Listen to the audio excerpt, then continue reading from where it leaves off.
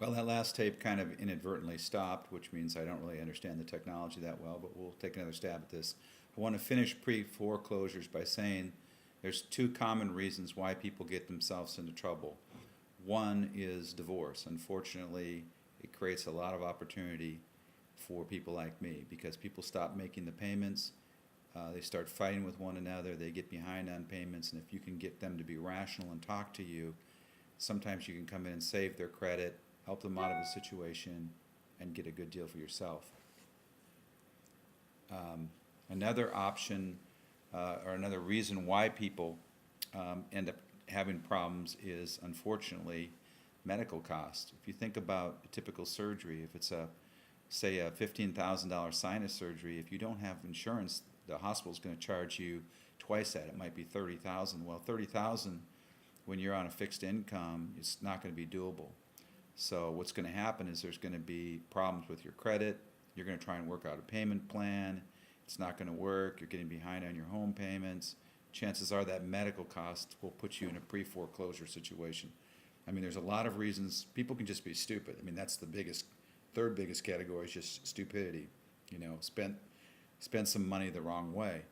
But still, the two primary reasons are divorce, I think, and medical costs. And I'm not for national health care, but there's a huge problem with the medical care in the United States. If you get sick, it's huge and it's problematic for anybody who has a housing situation. The tendency is to not be able to keep everything up. So the great thing about pre-foreclosure is, when sometimes, like the book says, you just want people just want out. I mean, Californians, lots of times after their first Indiana winter, are ready to go back to California.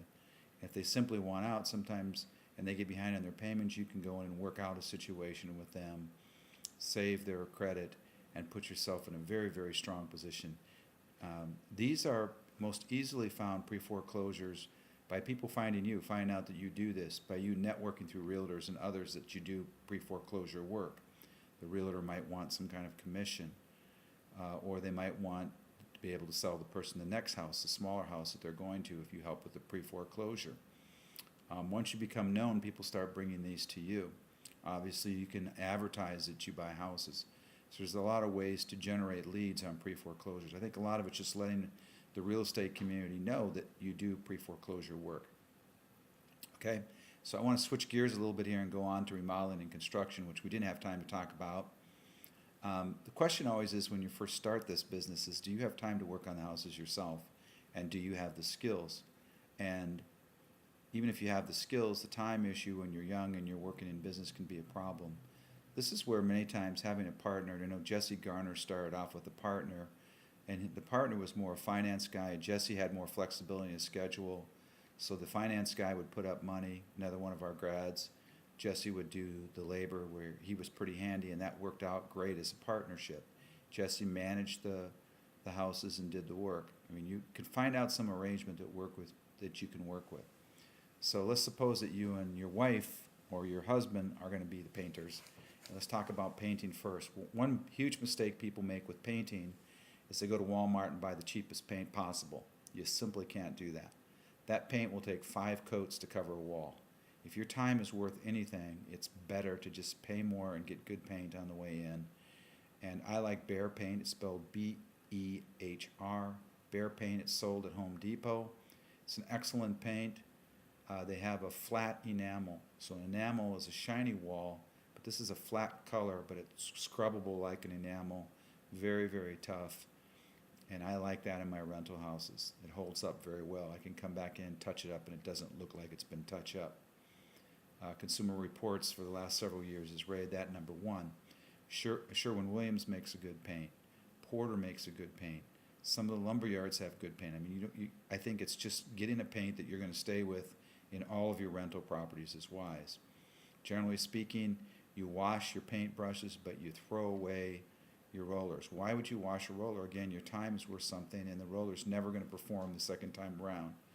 I use a little heavier nap roller. Instead of a 3/8, I use a 1/2 or 3/4. I can put more paint on the wall with a heavier nap. I store paint and put the house names on the paint. In my basement, I have a storage area where it's warm in the wintertime. You don't have to do that. You can always buy the same paint and just throw away whatever part of a gallon you have left, and know that you can always go back and get that exact same color and paint and keep the colors in your file for that house.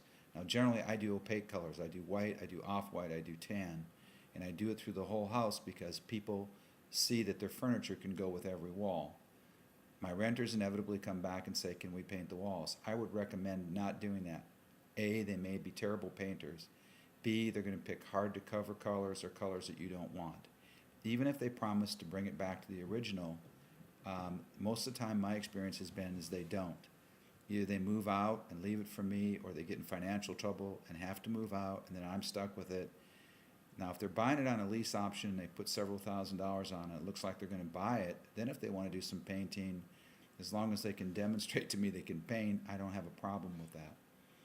But again, you have to overcome your fear of many of these things.